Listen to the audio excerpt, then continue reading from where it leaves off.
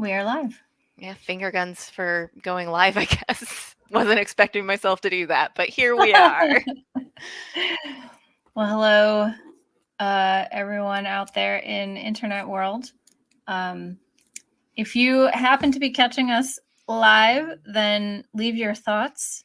You're welcome to check out the album if you haven't heard it yet and kind of go along with us as you listen to it, or, whatever you want to do.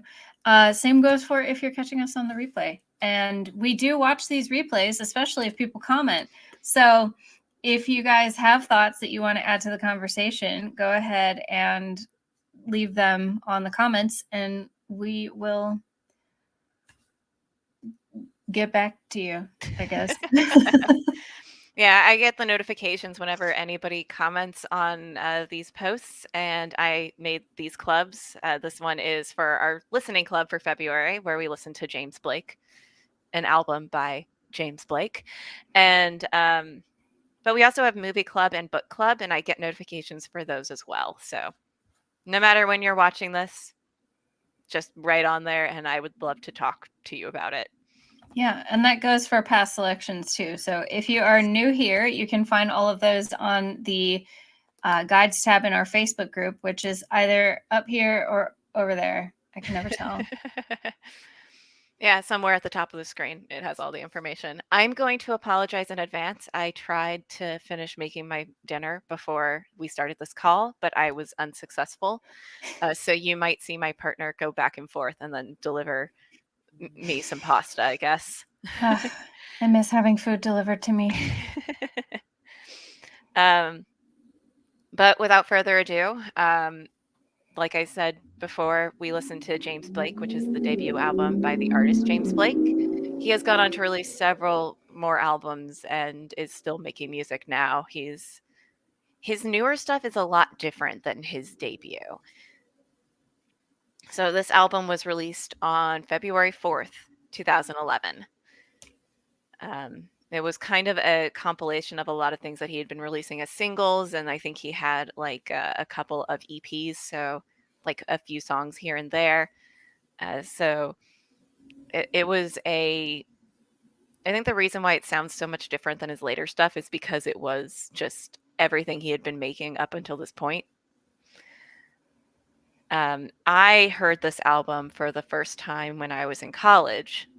It was released in the middle of my college years, and I was studying contemporary writing and production at a music school. And it was when I was just starting to get into synthesis. And so I existed in this weird realm of like, I'm a classical musician by trade. And then I was starting to like really get into like a lot of synthesizer stuff. I was doing a lot of mixing. I was working in a production studio for a while. And I was having like this disjointedness of like the things I used to do and the things that I was starting to learn that I enjoyed. And they were very, very different. And then I heard this album, and James Blake is like, I think he might have a background in like jazz, like a little bit. Like he has a very soulful singing voice, and the way he writes things is very soulful. Mm-hmm. And he plays like very, very like calm piano. And then all of a sudden it's just synths. And it was like this crazy mix of things that I was trying to relate in my own head. And so it hit at a very, very good time, and it had a huge effect on me, especially as I moved forward to learn more about synthesis and got into that world. So I haven't heard any of his other music. What does his other stuff sound like? It's a lot more subdued. Hmm. For anybody who hasn't listened to it, he's an electronic musician. It's actually listed on here as post dubstep, but I really hate music genres, and I know it's something that we've talked about in the past, especially with Miguel, because he used to work at a record store, just being like, no, we just had to put it somewhere. But now I don't understand what genres are, and I had to look up what post dubstep was. Yeah, I don't. And I Yeah. guess it's defined by like the rhythm patterns. Okay. Food delivery. Um, Yeah, So a lot. he slows it down. Okay. But his later stuff is not necessarily pop oriented, but it's a lot more radio friendly, I guess would be the phrase. So not as like I don't want to say experimental, but like disjointed sounding almost. Not that that's a Yeah. bad thing. I really enjoyed this album. His later stuff, I think the next studio album is called Overgrown, and it's a lot more in the electronic and R&B genre of things, and so I think it's a lot more like palatable to other people. But yeah, this was the first album that I think I picked that was something a little bit more experimental and Yeah, interesting. it definitely sounds like you're saying, like just kind of things that he had been playing with. Because they're all very different. Like every song on this album is very different from the last. Yeah.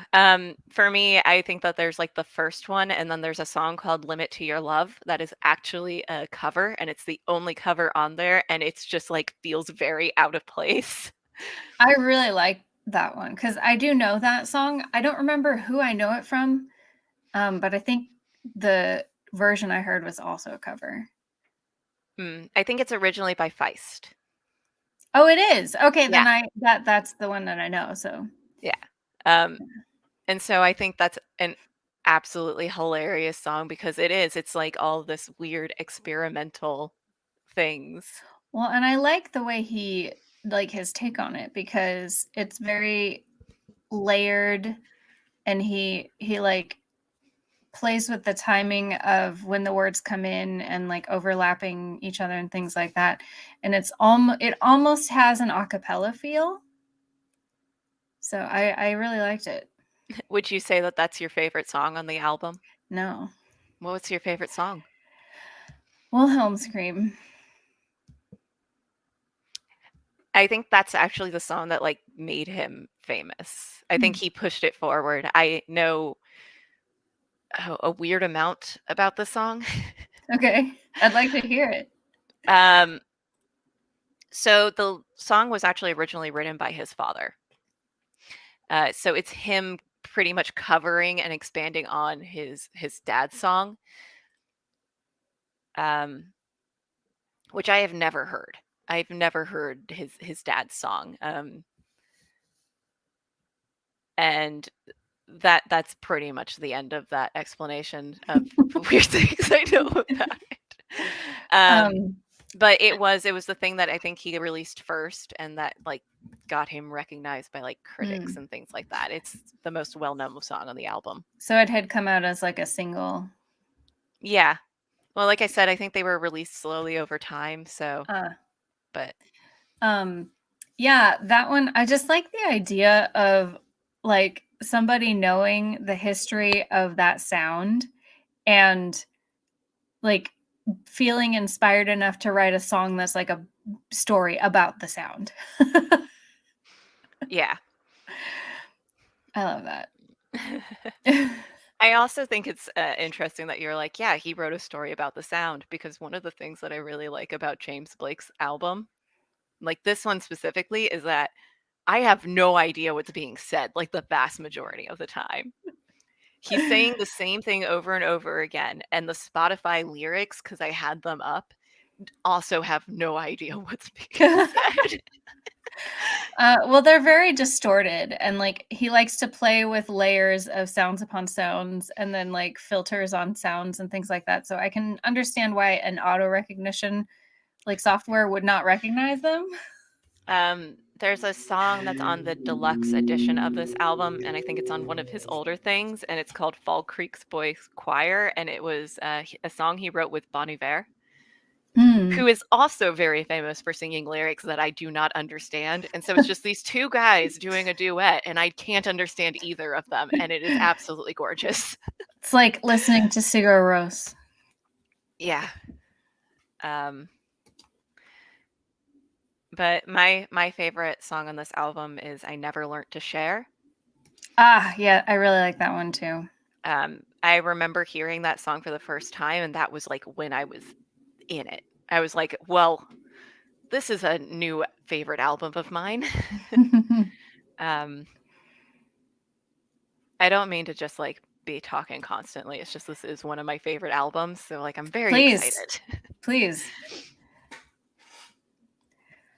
But I'm also trying to make sure I fact check myself before I excitedly say things that are incorrect. Yeah, that one really, I wasn't like listening to it at first. And then I don't know, at a certain point I started listening to the words, and then I looked at the title of it, and it's like, and this is kind of what I'm getting the feeling from him, is that he likes to almost tell a short story with his music. Like a very short, because like you said, he repeats the same thing over and over again. I think the only lyrics to I Never Learned to Share is my brother and my sister don't speak to me and I don't blame them. And Yeah. he's never like not saying it. It's just constant. Yeah, but the way that it goes with the title of the song, it's like a little self-contained narrative. It's a very interesting mode of songwriting. Yeah. I don't think I've ever heard anybody else do anything like that. Yeah, it's a very interesting writing style, and he relies a lot on like space. I think of this in relation to like comics of you can show time in comics like by like how far apart you space the words. And despite the fact that music is a timed thing, it kind of feels like the same sort of space because of how like sparse his instrumentation is. Mm-hmm. And then it Yeah. just like keeps closing in on you and closing in on you. Like you're just like slowly start to suffocate as the song continues to go on. Yeah, there were a couple moments where and I don't remember which song this happens in, because it was a couple of them, and also I was working while I was doing this, so while I was listening. So I don't remember specifically which song it was, but like where he starts and stops like over and over again throughout the course of the song. And I kept checking to make sure my player was still going. I was like, oh, did my player freeze or something? Yeah. So I'm glad that you liked it. I was really hoping that Miguel would be able to make it to this because I even remember the last time I picked an album and I was like, oh, he's going to hate this. And I want to hear his opinion on it. So I might still reach out to him and ask him about his opinion. Well, yeah, this doesn't seem like his speed. Yeah, it's simultaneously like a piano album and like a synth album. I think he uses a Prophet 8 as like his only synth on most of this. Um, and I realize that means nothing to you, but yeah. So I think his only synth on it is the Prophet 8, and he's continued that through even like his later stuff. You haven't heard his newer stuff either. Mm-mm. Are you interested in listening to it now? Well, I don't know if we can listen to it live. No, not like right now. I just yes. mean Yeah, I really enjoyed this. Yeah, I'd be curious to see, after knowing what you said about how his style evolved. But the only song that I felt was kind of out of place on this album, and I didn't listen to the deluxe, I listened to the regular, was Measurements, because it's so far removed from everything else. yeah. It was a very much of a departure from the rest of the stuff that was going on. I think that there's a certain math to like the order that you put songs on an album. When I was younger and I would buy CDs, like number 7 was always like the hit. So you usually had like a hit around like 3 or 4, and then like the 7th. I don't know why, I just remember it being 7. It probably isn't, but there's like a very specific order. And Measurements just feels like a very odd outro. Yeah. I agree with you. It tends to lose me very, very quickly. It's just listening to the rest of the album, I get into an expectation of what I'm going to hear next. And so like I said, I was multitasking while I was listening to this, and that song came on and I was like, wait, am I listening to the same thing still? Like, did YouTube go and pick something else? Is the album over?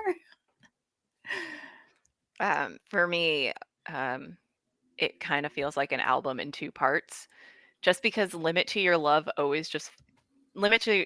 feels out of place to me. Because like the first 5 songs are all very, very like slow and like they build on you. And then Limit to Your Love just kind of starts off with just him singing with piano, and it's just a very different feel. And then it takes me like I remember every single time it takes me like a little bit to get back in on the flip side of that. And then I kind of just feel like I get left hanging by Measurements. Yeah. Well, I don't know. I mean, I didn't really feel that way, but also because the intro to Limit to Your Love is very acoustic, but then he brings in the synth later. So it felt cohesive in that way. But yeah, I think that's why to me Measurements felt so out of place, because it's a completely different instrument.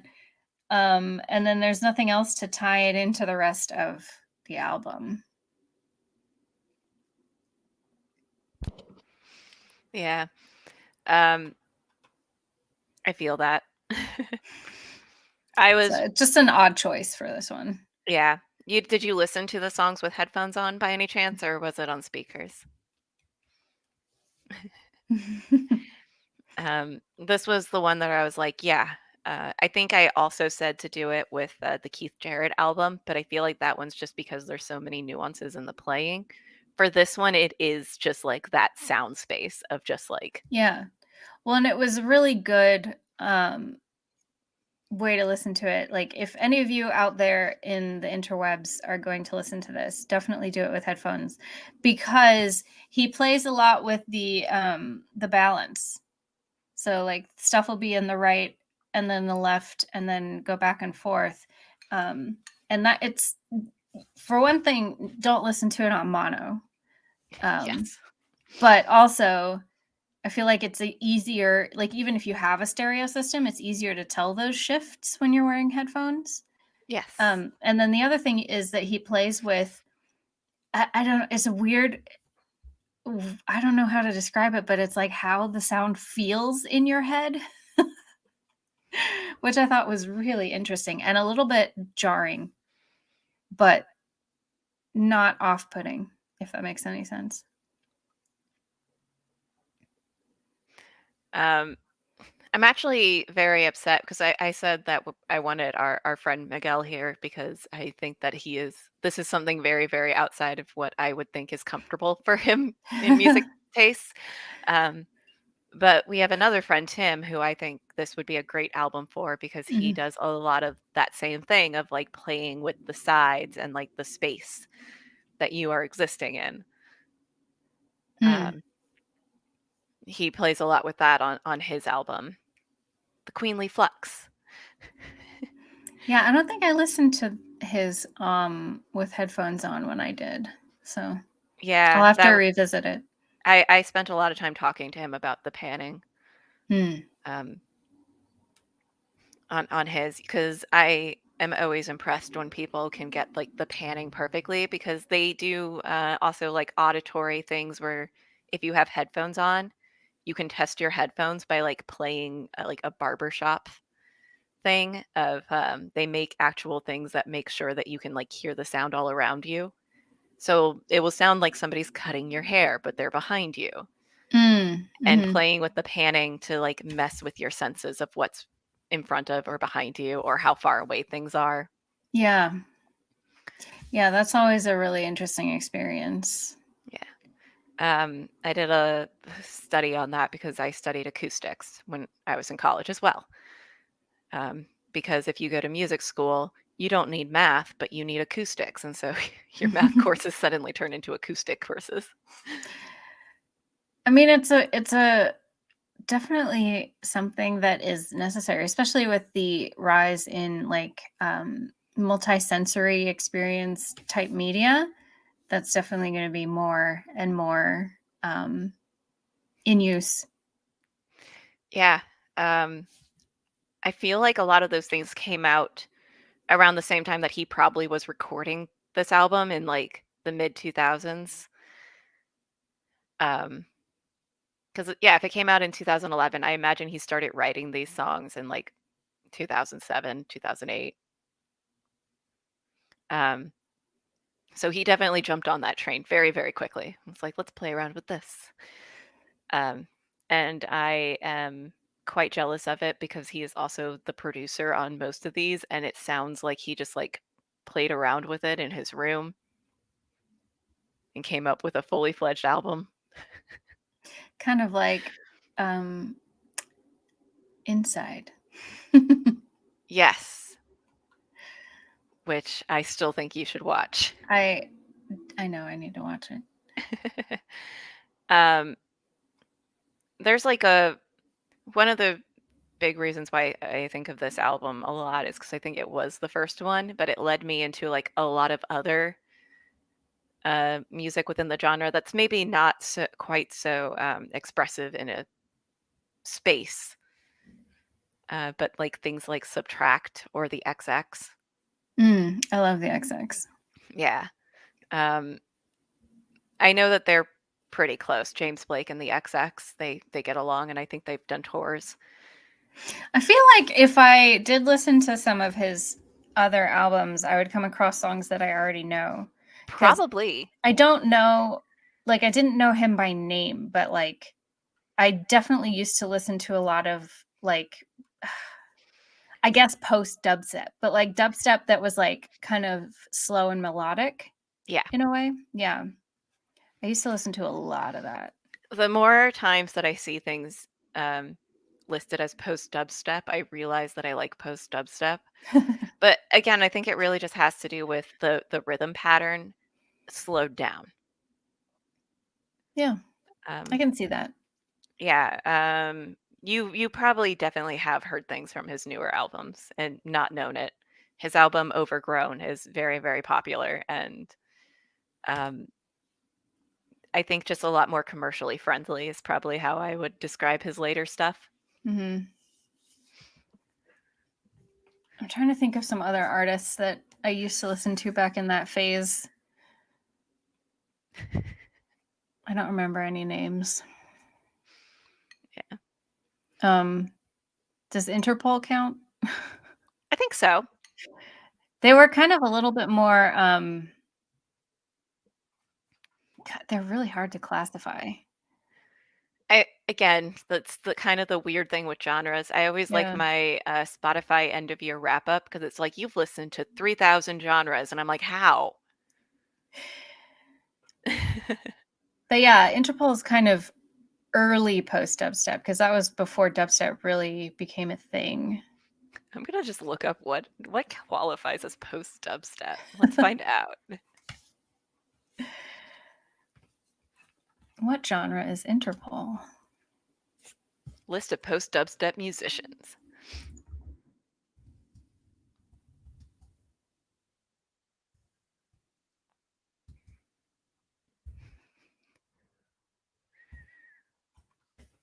Hmm. I don't know if any of these are really what I would consider in that.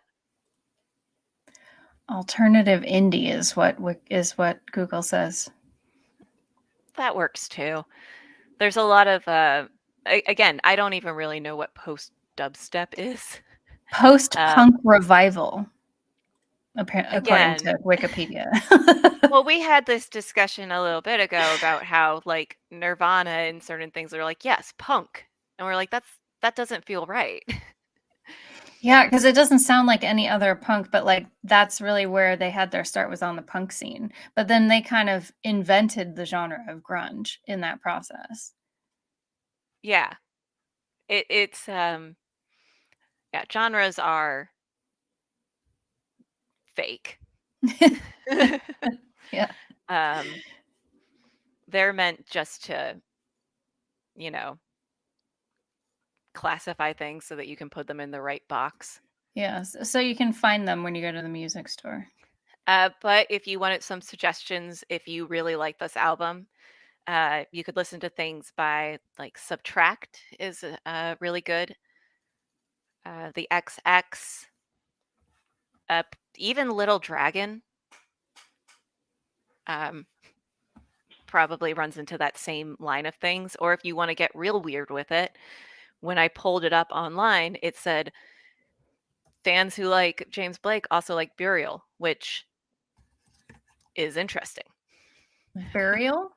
Yeah, Burial. He's a lot more on the synth side or electronica side of things. Um, Hmm. he has an interesting thing, and I again, I'm like, I need to go double check to make sure I'm speaking of the right person. Um, yeah, I am correct. So there is a free program that is on Windows, or it used to be, called SoundForge, and it is the most difficult DAW or digital audio workstation, if it can even be considered that. Because the way that it works is the window is like on a time, but you can like move the windows inside of it. And so it's very hard to get things to line up in things that make a musical rhythm sense. Because most of the time when you do that, it will just like snap into place or you can see where the lines are. SoundForge is very, very willy nilly. Um, he only uses SoundForge. And that was one of the most, like, kind of his claim to fame. But I would say he is definitely the strangest. Hmm. Yeah, the only name I recognize on this Wikipedia list is Flux Pavilion. Yeah. Um, yeah, one thing that I thought was really interesting about this album was how he seemingly left in mistakes. Like he didn't edit out things that, I don't know if he meant to do it that way or if it was a mistake, because it sounds like a mistake. Like there were a couple moments, I forget which song again, but like when he would have like an offset between when he was starting the verse, but like layered on top of itself, and then he would hit the next beat incorrectly. That's pretty common for the genre, though. Just because, and I think it, do you think you would have liked it better if you didn't hear that mistake? No, because I actually really like that he left it in. Yeah. Like you um, can he kind of like sings it and then stops, so you're like, oh, did he mean to do that? I don't know.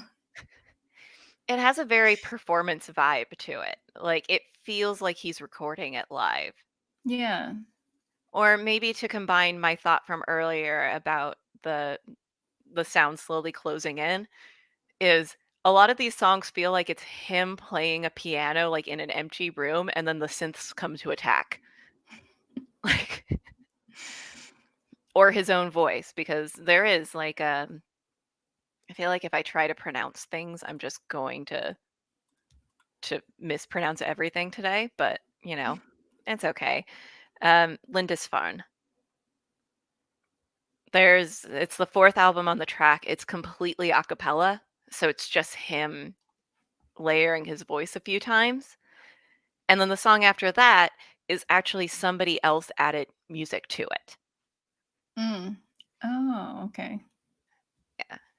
Yeah. But a lot of his songs, his voice is the instrument and he layers it on top. And so there's a lot of a cappella parts.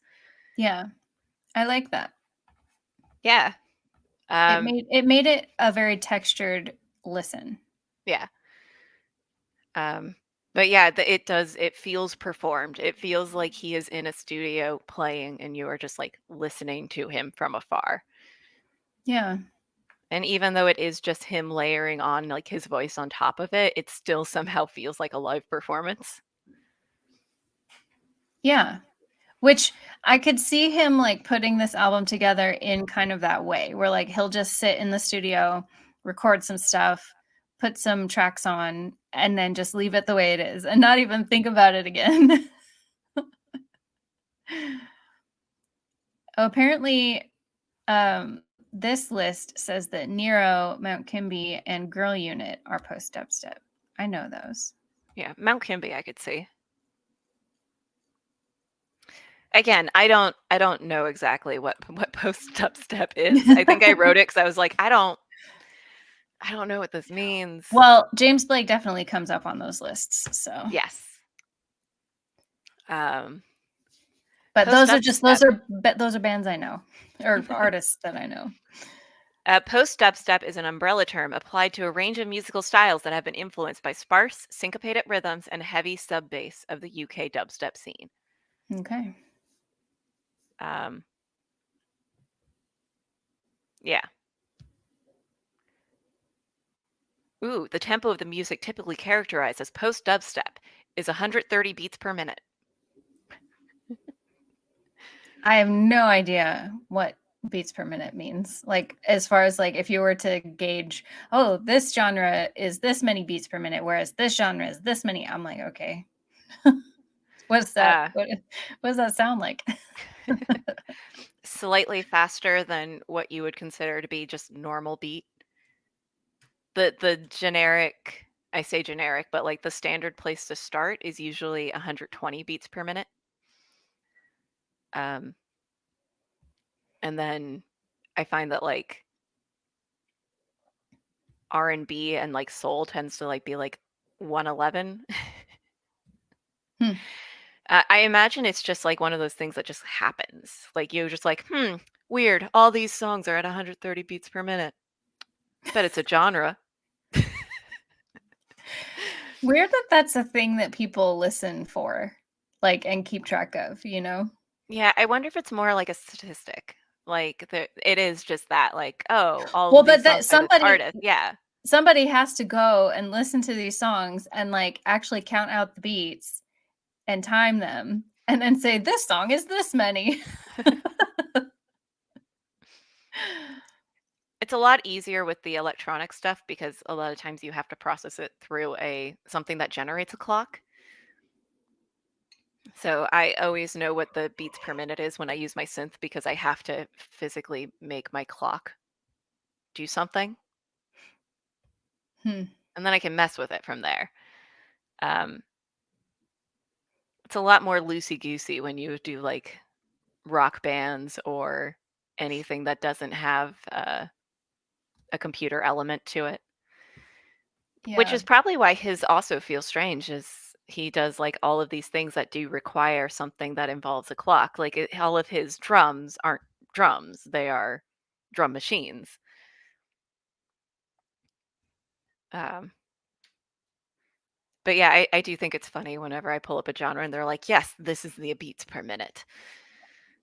And Oh, I think it's just something that so I just got curious talking about BPM, sorry, that punk rock tends to be between 150 and 180 BPM. double time. And some of them going as fast as 223.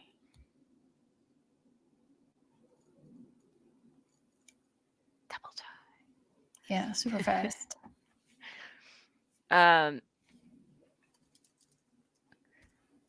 It's an interesting thing to think about. Yeah, so is that where the name Blink 182 comes from? I have no idea. I saw this list about 200 BPM songs and the name Blink 182 showed up and I was like, wait a second. Because I always wondered where they got that from. Look at this discovery we're going on. We are learning today.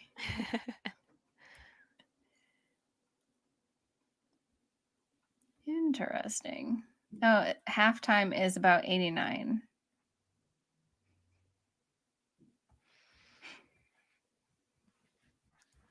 All right. Let's see. Yeah, it's not something that we generally paid a lot of attention to in band. Uh, Except that like parade music tended to be faster. I mean, you just kind of have like that range. Like like you said, like things of this genre tend to be within this range.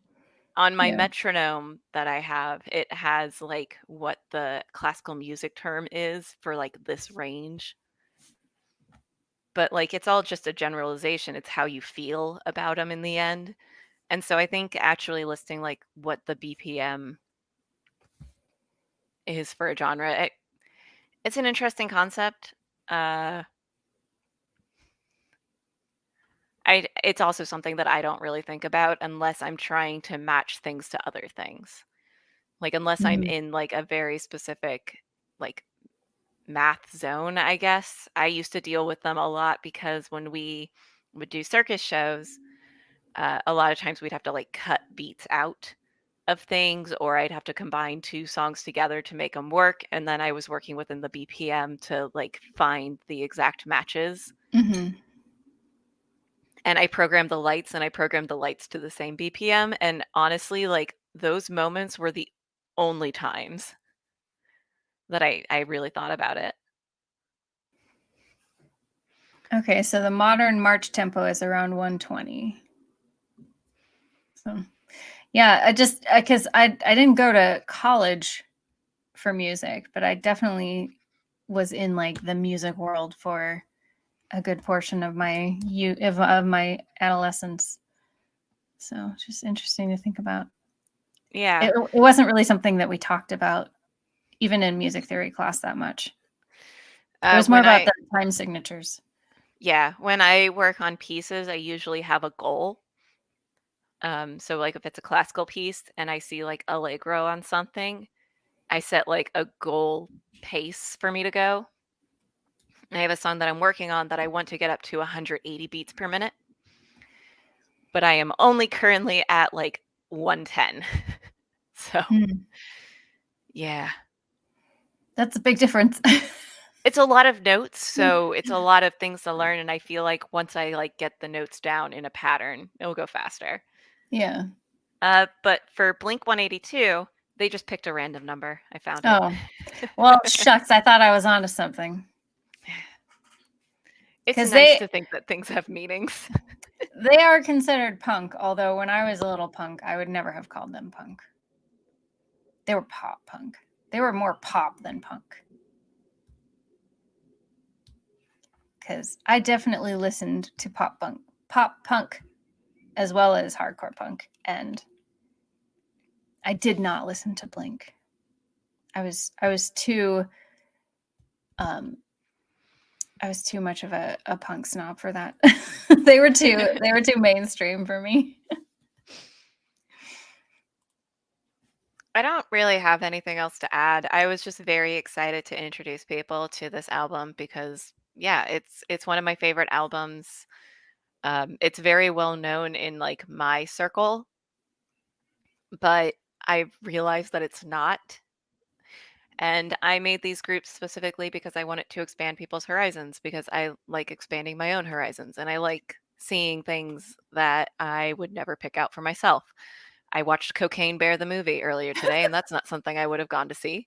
That's definitely not something I would choose to see.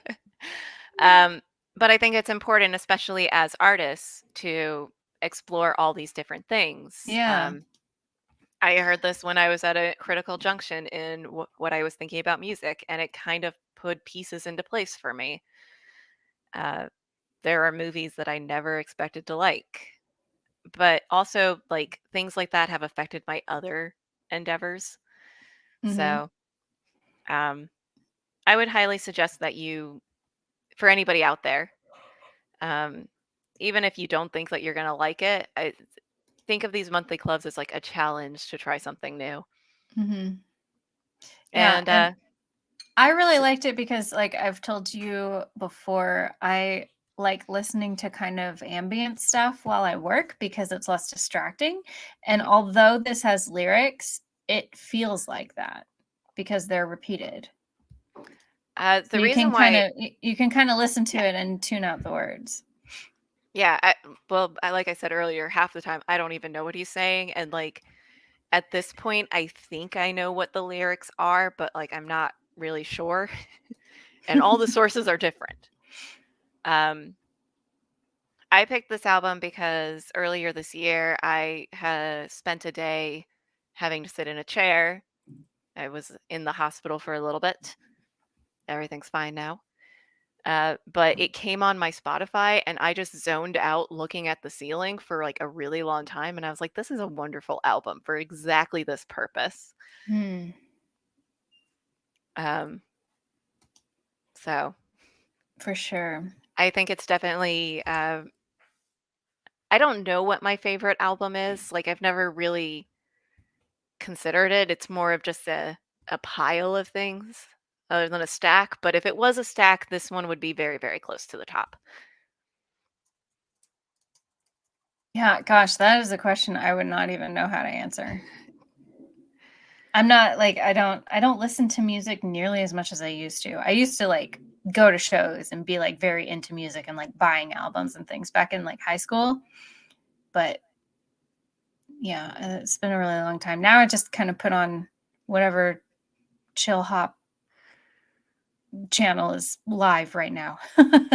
Oh, I do that all the time. There's always sound coming from somewhere, but I think I like sitting down and thinking about things, and the music industry has definitely changed, and it's not something that happens anymore of just like getting these albums, Mhm. um, Yeah. which is probably a discussion for another time. But um, yeah, a lot of them when I try to come up with the albums for this, they're usually older because albums don't exist in the same way anymore. Nope. Definitely not.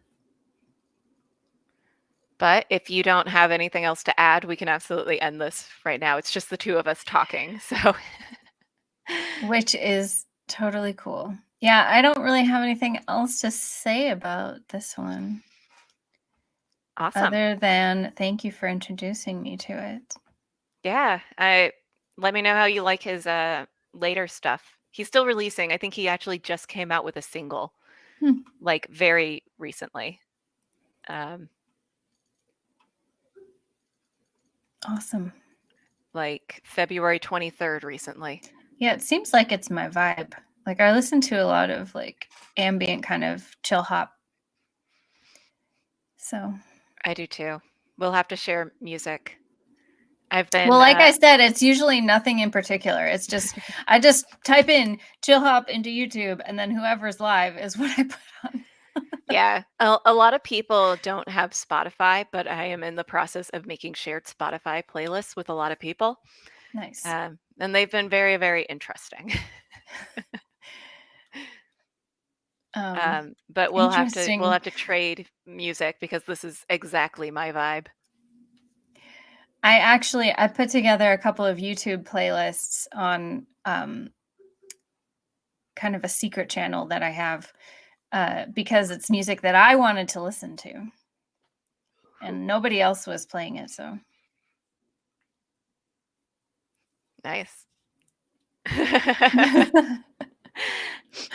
You'll have to let me in on the secret. I shall. Um, if anybody else out there that's watching this also has a secret playlist of music that they would really like people to listen to, right now it is just me picking things for these clubs. However, there is a suggestion box. Um, like I said earlier on this call, I kind of made these so that I could like expand horizons, not just for me, but for other artists who might be looking for a little bit of inspiration in places they weren't thinking about it. Um, so suggest things to me. I would also really like them. Yeah, and you can find the suggestion form in the Facebook group. Yeah. And I say this on every call, but I will also add a link to it in the comments.